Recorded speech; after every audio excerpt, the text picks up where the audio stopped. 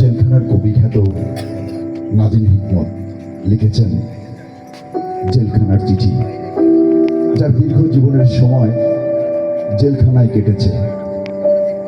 এই দ্রোহের কবি নাজিম হিকমত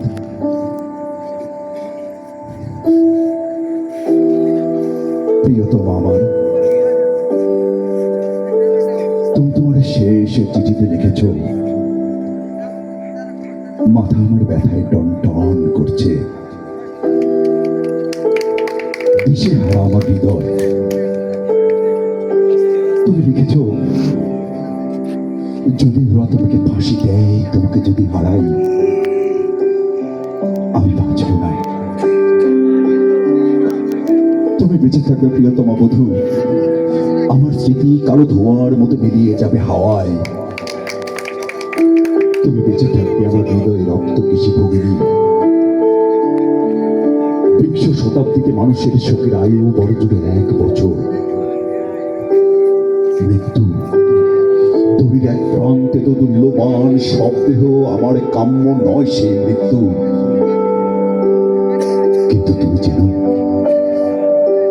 জল্লাদের লোমশ হাত যদি আমার গলায় ফাঁসের দড়ি পড়ায়, নাজিমের নীল চোখে ওরা খুঁজে ফিরবে ভয়। আলোয় আমি দেখবো আমার বন্ধুদের, তোমাকে দেখবো আমার সাথে কবরে যাবে শুধু এক অসমাপ্ত গানের বেদনা। বন্ধু আমার, তুমি আমার কোমল প্রাণ মৌমাছি, চোখ তোমার মধুর চেয়ে মিষ্টি। কেন আমি তোমাকে লিখতে গেলাম ওরা আমাকে ফাঁসি দিতে চায়? নির্যাস সবে মাত্র শুরু হয়েছে, আর মানুষের মন্ডুটা তো গোটার ফুল নয় যে ইচ্ছে করলেই ছিঁড়ে নেবে। ভুলে যেও না, স্বামী যার জেলখানায়, তার মনে যেন সব সময় ফুর্তি থাকে। বাতাস আসে, বাতাস যায়, চেবির একই ডাল একই ঝড়ে বাতাসে দুবার তোলে না। গাছে গাছে পাখির কাকলি, পাখিগুলো উঠতে চায়, জানালা বন্ধ, টান মেরে খুলতে হবে। আমি জানি দুঃখের ডালি আজ উজাড় হয়নি, কিন্তু একদিন হবে। নত জানু হয়ে আমি চেয়ে আছি মাটির দিকে, উজ্জ্বল নীল ফুলের মঞ্জরিত শাখার দিকে আমি তাকিয়ে।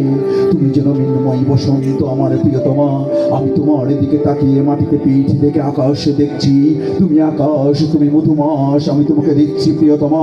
রাত্রের অন্ধকারের গ্রাম দেশে শুকনো পাতায় আমি জ্বালিয়েছিলাম আগুন, নক্ষত্রের নিতে জ্বালা অগ্নিকুণ্ডের মতো আমার প্রিয়তমা। আমি আছি মানুষের মাঝখানে, ভালোবাসি মানুষকে, ভালোবাসি চিন্তা করতে, ভালোবাসি আন্দোলন, আর আমার সংগ্রামকে আমি ভালোবাসি। আমার সংগ্রামের অন্তঃস্থলে মানুষের আসনে আসীন তুমি প্রিয়তমা। আমি তোমাকে ভালোবাসি। রাতে 9টা বাজে, ঘন্টা পড়ে গেছে ঘন্টিতে। ছেলের দরজার তালা এক্ষুনি বন্ধ হবে। বেঁচে থাকি অনেক আশা প্রিয়তমা, তোমাকে ভালোবাসার মতোই আগ্রহ বেঁচে থাকা। কিন্তু আর আমি আশায় তুষ্ট নই, আর আমি শুনতে চাই না গান। এবার আমি আমার নিজের গান গাইব। আমাদের ছেলেটা বিছানায় চর্যাগত, ক্লান্ত হাতের উপর এলানো। এখনো দুঃসময় থেকে সুসময় পর্যন্ত মানুষ পৌঁছে দেবে মানুষকে। আমাদের ছেলেটা নির্ময় হয়ে উঠবে, বাপ তার খালাস হবে জেলখানা থেকে। তোমার সোনালি চোখে উপচে পড়বে হাসি। আমার আর আমাদের এই পৃথিবী একই সূচক্রে দাঁড়িয়ে। যে সমুদ্র সবচেয়ে সুন্দর, তা আমরা আজও দেখিনি। সবচেয়ে সুন্দর দিনগুলি আজও আমরা পাইনি। মধুময় যে কথা আমি তোমাকে বলতে চাই, তা আজও বলা হয়নি। কাল রাতে তোমাকে স্বপ্নে দেখলাম, ধূসর চোখ তুলে মাথা উঁচু করে তুমি চেয়ে আছো আমার দিকে। তোমার আদ্রষ্টাধর কম্পমান, কিন্তু তোমার কণ্ঠস্বর শুনতে পেলাম না প্রিয়তমা। আশাভঙ্গের অভিশাপ নিয়ে জেগে উঠলাম। ঘুমিয়ে পড়েছিলাম বইতে মুখ রেখে। অতগুলো কণ্ঠস্বরের মধ্যে তোমার কণ্ঠস্বরকে আমি শুনতে পাইনি। কৃষ্ণপক্ষের আনন্দের সংবাদের মতো কোথাও ঘড়ির টিকটিক আওয়াজ, বাতাসে গুনগুন করছে মহাকাশ।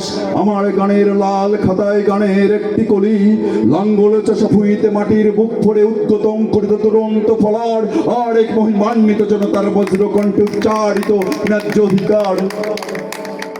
তোমার আদ্র ওষ্ঠাধর কম্প্রমাণ, কিন্তু তোমার কণ্ঠস্বর শুনতে পেলাম না প্রিয়তমা।